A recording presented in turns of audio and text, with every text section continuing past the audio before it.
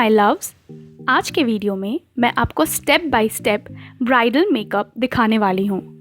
जिनकी भी शादी इस लॉकडाउन में हो रही है एंड वो अनफॉर्चुनेटली बाहर नहीं जा सकते तैयार होने के लिए, या जो खुद अपना मेकअप घर पे करना चाहते हैं, उनके लिए ये वीडियो बहुत ही हेल्पफुल होने वाला है, क्योंकि मैं डिटेल में दिखाने वाली हूँ कि आप कैसे घर बैठे अपना ब्राइडल मेकअप कर सकते हो। सिचुएशन अभी बहुत ख़राब है कोविड के वजह से, लेकिन शादी भी तो लाइफ का सबसे बड़ा दिन होता है, राइट? तो तैयार होना तो बनता है। तो चलिए स्टार्ट करते हैं। सबसे पहले मैं अपना आई मेकअप कंप्लीट कर लूँगी, ताकि आई शेडो का कोई भी फॉल आउट हो उसे मैं आराम से क्लीन कर लूँ। तो मैं पहले अपना आईब्रो फिल कर ले रही हूँ with the help of Blue Heaven Artisto eyebrow pencil.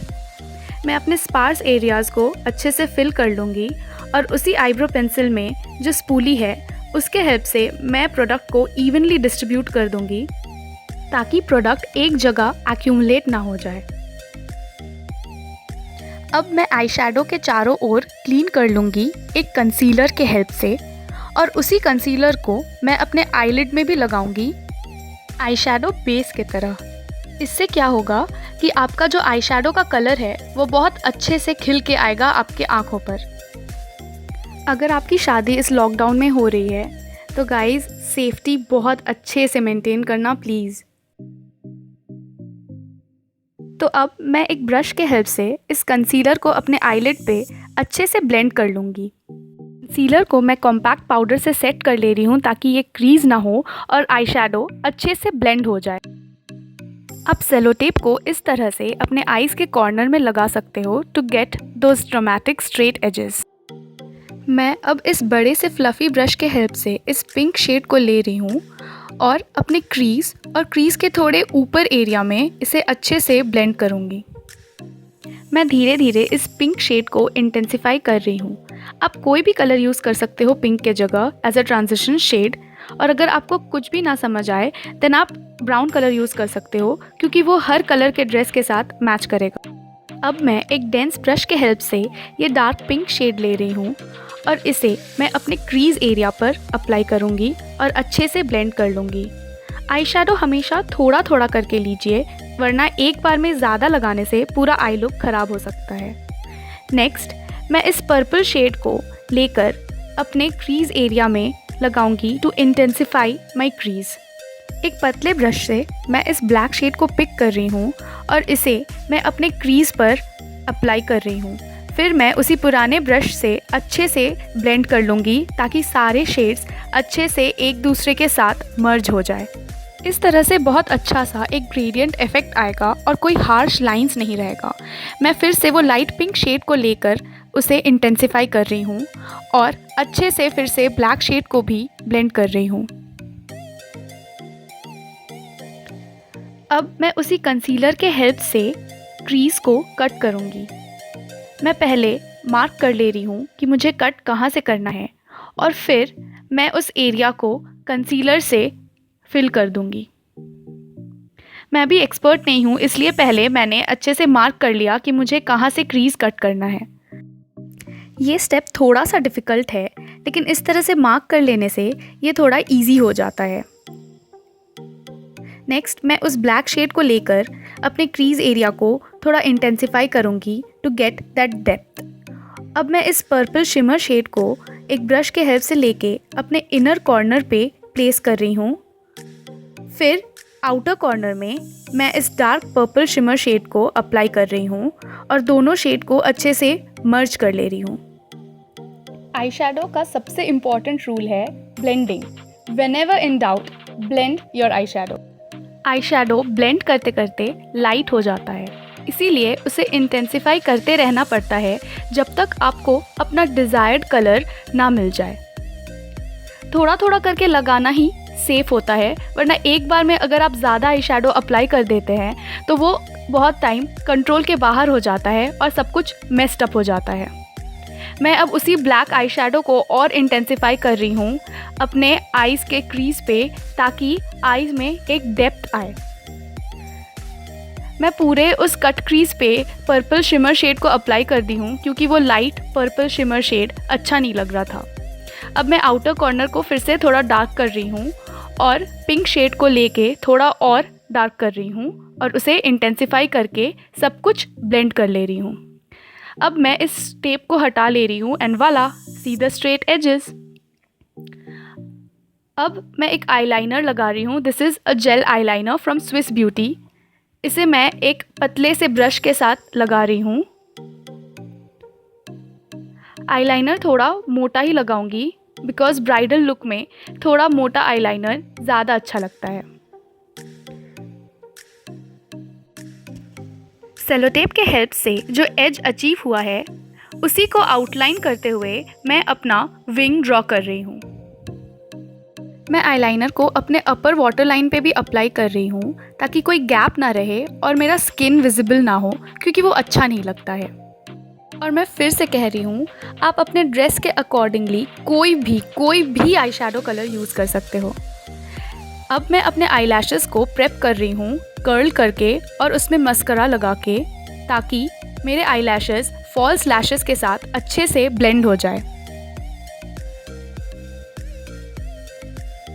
अब मैंने फॉल्स आईलैशेस अप्लाई कर लिया है और आप देख रहे हैं फॉल्स लैशेस अप्लाई करते ही आई लुक नेक्स्ट लेवल पर चला जाता है।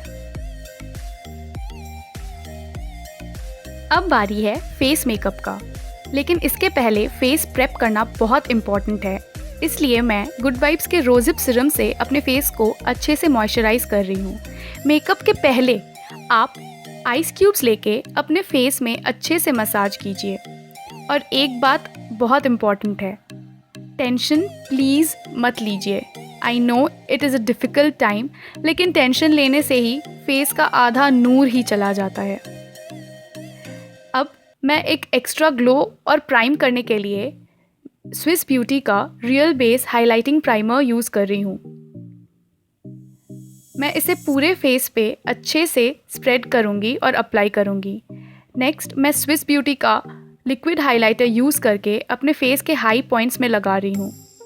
हाइलाइटर अपने हाई पॉइंट्स में लगाने से क्या होता है कि जब लाइट पड़ता है आपके चेहरे पे तो सबसे पहले उस हाई पॉइंट्स पे ही लाइट रिफ्लेक्ट करता है और आपका चेहरा एकदम से ग्लो करने लगता है। फाउंडेशन के लिए आप कोई भी फाउंडेशन यूज़ कर सकते हो जो आपके शेड का हो एंड उसे थोड़ा ज़्यादा अमाउंट में यूज़ करिए और कोशिश कीजिए कि आप कोई मैट फाउंडेशन यूज़ करें बिकॉज़ ये गर्मी का टाइम है और फाउंडेशन आपका क्रीज ना हो जाए, मेल्ट डाउन ना हो जाए, इसलिए आप full coverage matte foundation use कीजिए। फाउंडेशन को नेक पे अप्लाई करना भी बहुत इम्पॉर्टेंट है, वरना आपका फेस और नेक अलग अलग कलर का दिखेगा। अब मैं एक डैम्प ब्यूटी ब्लेंडर के हेल्प से फाउंडेशन को अच्छे से ब्लेंड कर लूँगी। और एक चीज़ हमेशा याद रखिए, ब्यूटी ब्लेंडर को कभी भी फेस पे ड्रैग मत कीजिएगा, उसे डैब डैब करके फेस में अच्छे से फाउंडेशन को ब्लेंड कर लीजिएगा। नेक्स्ट मैं एक कंसीलर लेके अपने डार्क सर्कल्स को कंसील करूँगी और अपने हाई पॉइंट्स को हाईलाइट कर लूँगी। इसे मैं थोड़े से फोरहेड पे, नाक पे, अपने क्यूपिड्स बो पे और चिन में लगा रही हूँ टू हाईलाइट दोज एरियाज़ और एक ब्रश के हेल्प से इसे अच्छे से ब्लेंड कर लूँगी। आँख के नीचे मैं सबसे लास्ट में ब्लेंड करूँगी ताकि सबसे ज़्यादा कवरेज मिले। और ध्यान रखिए, जो आपने एज क्रिएट किया है वहाँ पे बहुत ध्यान से ब्लेंड करिएगा, वरना वो एज पूरा ख़राब हो जाएगा। अब मैं ब्लू हेवन का कॉम्पैक्ट पाउडर यूज़ करके अपने पूरे फेस को सेट कर ले रही हूँ ताकि फेस क्रीज ना करे। ऑल्सो अंडर आइज़ को भी मैं अच्छे से सेट कर ले रही हूँ। गर्मी का टाइम है, पसीना होना निश्चित है, तो अच्छे से फेस को सेट करना बहुत इम्पॉर्टेंट है। अब मैं एक कॉन्टोर शेड को लेके अपने फेस को कॉन्टोर करूँगी ताकि थोड़ा चिजल्ड लुक लगे। अपने जॉ लाइन और नेक को भी ज़रूर से कॉन्टोर कीजिएगा। इससे क्या होता है कि आपके पूरे फेस को एक स्ट्रक्चर मिलता है। मैं अपने फोरहेड को भी कॉन्टोर कर रही हूँ, लेकिन अगर आपका छोटा फोरहेड है तो प्लीज़ ये स्टेप स्किप कर दीजिएगा। अब मैं उसी ब्रश को पिंच करके अपने नोज़ को भी कॉन्टोर कर लूँगी और अपने लिप्स के नीचे भी थोड़ा अप्लाई करूँगी ताकि थोड़ा लिप्स पाउटेड लगे। अब मैं ब्लश को लेके एकदम कॉन्टोर के ऊपर प्लेस कर रही हूँ और दोनों को अच्छे से ब्लेंड कर लूँगी ताकि कॉन्टोर और ब्लश के बीच में कोई हार्श लाइन ना रहे। मैं ब्लश को ऑल्सो अपने नाक में भी लगा रही हूँ, इससे थोड़ा फ्लश्ड लुक आता है और ब्राइड्स पे बहुत अच्छा दिखता है। हाइलाइटर को ब्लश के ऊपर लगा रही हूँ। हमेशा याद रखिए, पहले कॉन्टोर, उसके ऊपर ब्लश और फिर उसके ऊपर हाइलाइटर।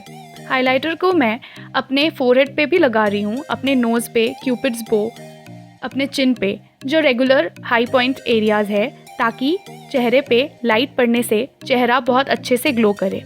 लिपस्टिक के लिए मैं माई ग्लैम का लिक्विड लिपस्टिक लगा रही हूँ इन द शेड बू। अभी तो मास्क का ज़माना है, इसलिए याद रखिएगा हमेशा ट्रांसफ़र प्रूफ लिपस्टिक ही लगाइएगा। और मेकअप स्टार्ट करने के पहले लिप बाम अप्लाई कर लीजिएगा ताकि लिप्स क्रैक ना हो। मैं लोअर लैश लाइन में एक पतले ब्रश के हेल्प से उसी पिंक शेड को अप्लाई कर रही हूँ और अच्छे से ब्लेंड कर ले रही हूँ। इससे आई लुक पुट टुगेदर लगता है।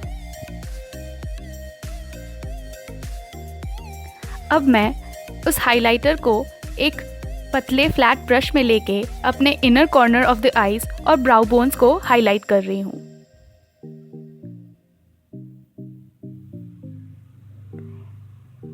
एक ब्रॉन्ज काजल को लेके मैं अपने वाटर लाइन में अप्लाई कर रही हूँ। आप चाहे तो ब्लैक काजल भी लगा सकते हो।